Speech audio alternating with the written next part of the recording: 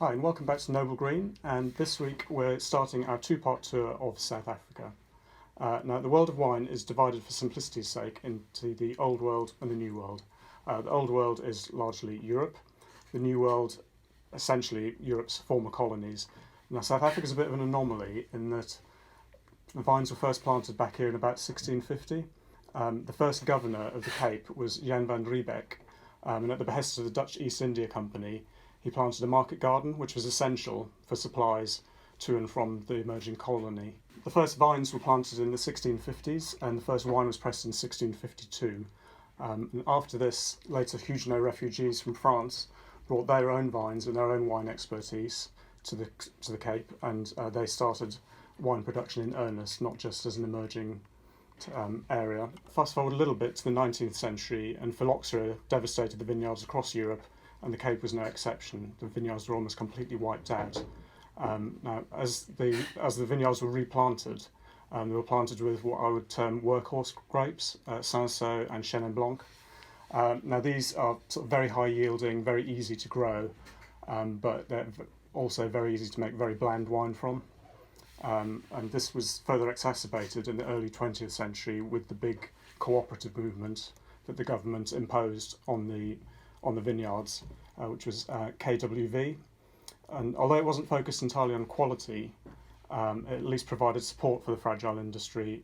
It sort of capped the yields, and it had a minimum price barrier that sort of helped the vineyards survive through this lean period. Fast forward to the late 20th century, and after the fall of apartheid, and the vineyards were largely established as we will see them in their various areas as we look around the Cape.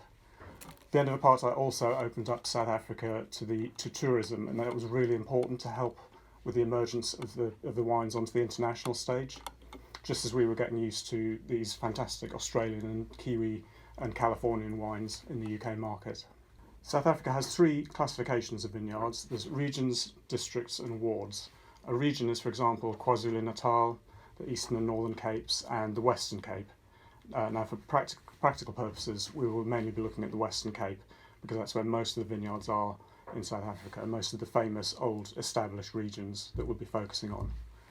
There are also 28 districts and 77 wards. Paarl, for example, is a district, and the smaller Franschhoek within it is a ward, a much smaller wine area.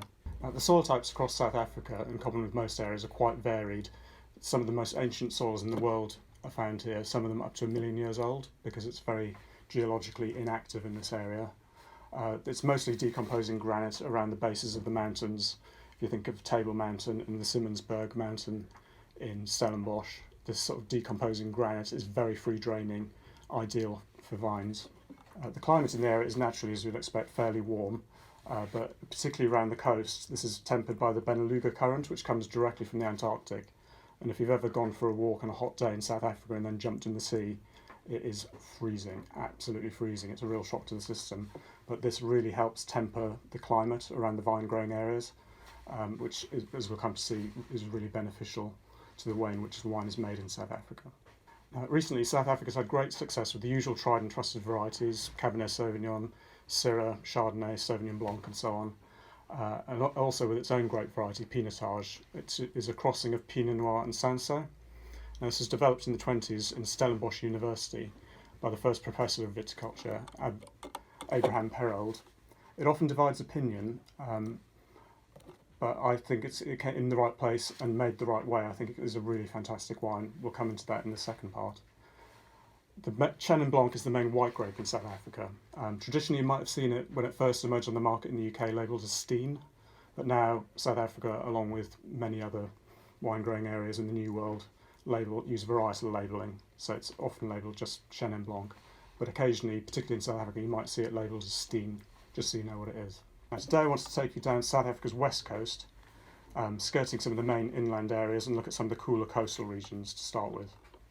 At the very top, we have Olifants River. Being the furthest north, as you would expect, it's a warmer climate, so naturally enough, some of the best vineyards are in the coastal areas where it's slightly cooler, and inland areas where it's more mountainous, where you've got some of the best vineyards. There's Chenin Blanc, Cabernet, Pinotage.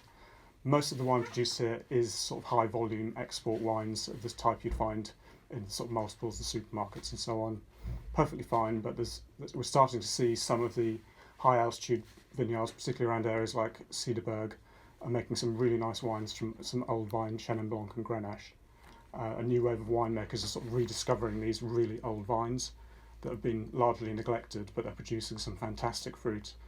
Mostly these you see in the UK market as small parcels, just because of the volumes involved.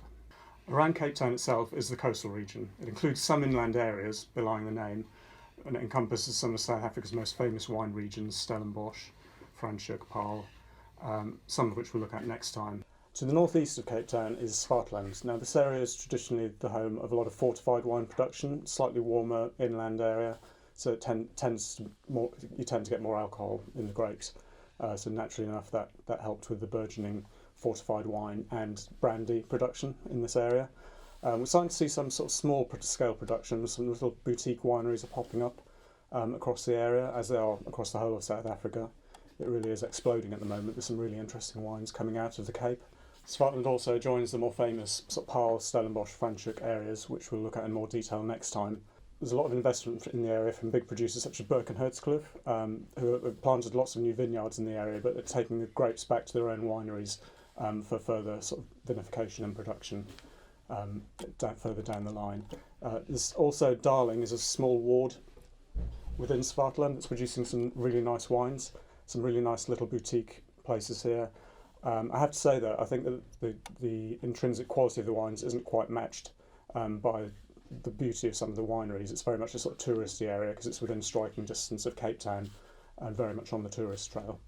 To the south of Cape Town is Constantia, which is one of the oldest wine producing areas in the whole country, very historically important. It was here back in the 18th century that they produced a really beautiful sweet wine, they still do, called Vin de Constance, and at the time it was more sought after than Tokaj or Sauterne. Don't forget that back in the 18th century Sauterne was really just emerging along with the rest of Bordeaux as a wine area, whereas this was already very much established. It was one of Napoleon's favourite wines as well, really sought after. It's still made today from Muscat of Alexandria. It's really lovely when young. It can age for 20 years or more. Really fantastic wine. But in this area now, much more Sauvignon Blanc is planted. There's a natural amphitheatre around False Bay of the back of Table Mountain. It produces a really lovely microclimate, and you've got those lovely cool breezes coming in to retain that all-important acidity. The wines from here have that really lovely mown grass character, that really lovely herbaceous Nettle character that you really find nowhere else, not even in New Zealand is it exactly the same. Moving across False Bay, just under Somerset West, we have the Waterkloof Winery, which is the first wine we're coming to. This area produces some really nice cool climate, Sauvignons, Syrahs, Cinsault, some really nice light fragrant Cinsauts made here as well. This Sauvignon Blanc, if we have a taste of that now.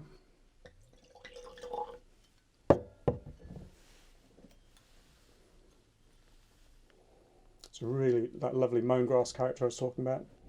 Almost a sort of oyster shell minerality, really lovely and bright and fragrant. Absolutely bags of acidity, really green gauge character, gooseberry, nettle, and a lovely long finish.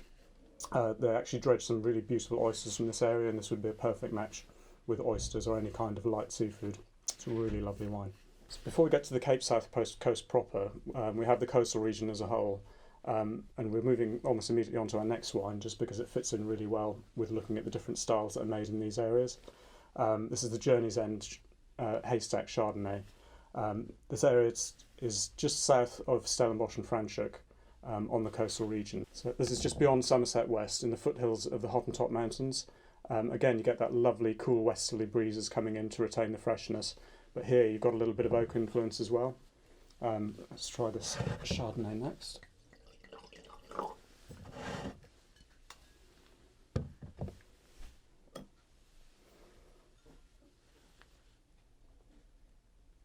Okay, there's immediately a different wine. It's got that lovely freshness that's in common with all these wines from the coastal region. A little bit of oak in there. It's had a little bit of time in French oak. Not too much, it's just a little bit hint in the background.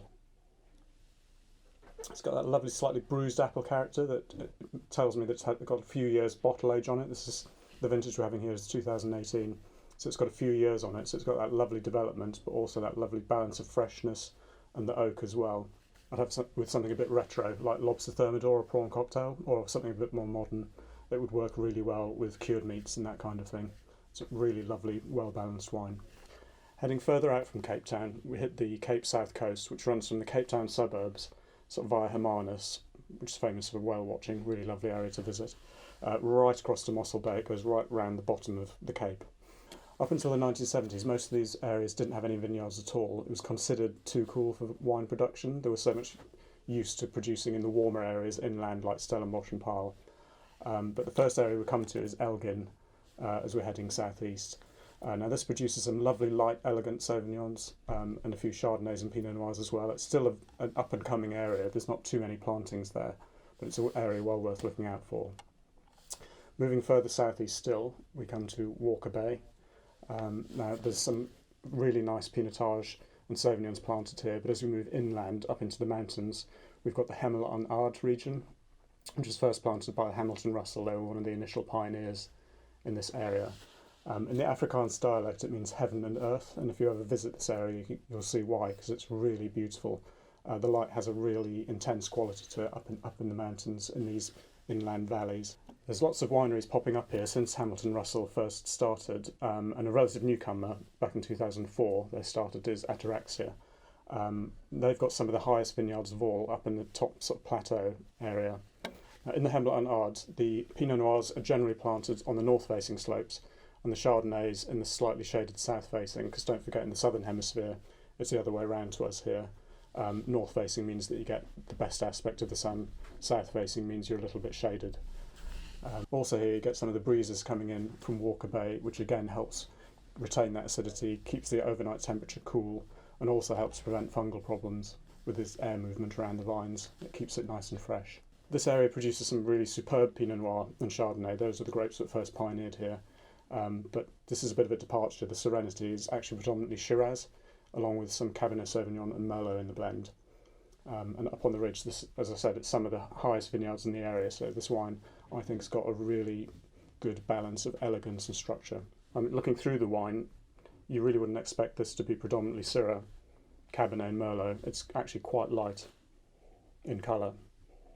It's got a lovely fragrance to it, that lovely Syrah character coming through. That's damsons and plums, but a real freshness as well. There's no jamminess to the fruit here, which you might find in the Rhone or the Barossa Valley, for example. Again, you've got that really mouth-watering acidity. Lovely red currant fruit. It's all really tight and well structured. Beautiful balance to the fruit and the structure. A really, really nice wine. And given its freshness, I would pair this wine with something like roast pork, roast suckling pig, even a gammon joint, something like that. It's a really, really lovely food wine. Absolutely superb. From Hermanus right across to Mossel Bay, there's a smattering of vineyards, some good, but generally not in the same league as the areas around Cape Town, Stellenbosch and so forth that we'll be looking at next time. For me, it's the coastal drive that's a real attraction in this area, and if we then head north into the Klein Karoo, that's where we'll pick it up next time. And if you'd like also to subscribe to our YouTube channel, and we'll see you on there, and see you next time.